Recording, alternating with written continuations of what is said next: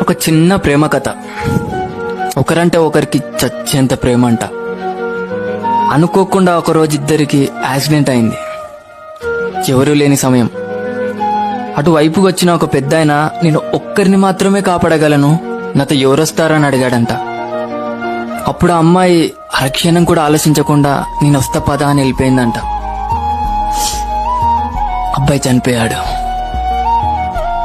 పైకెళ్ళి దేవుడితో దీనంగా ఇలా అడిగాడంట,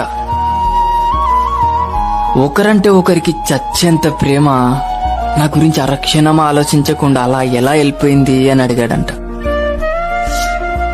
అప్పుడు ఆ దేవుడు అన్నాడంట, నే పంపించిన పెద్ద ఆయన కూడా అమ్మాయిని ఇలానే అడిగాడంట. అప్పుడు తాను ఇలా అనిందంట,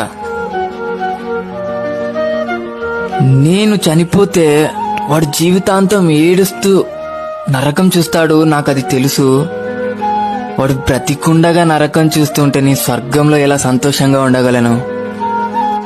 అందుకే ఆ నరకంని తీసుకొని స్వర్గాన్ని వానికి ఇవ్వాలనుకున్నా అనిందంట.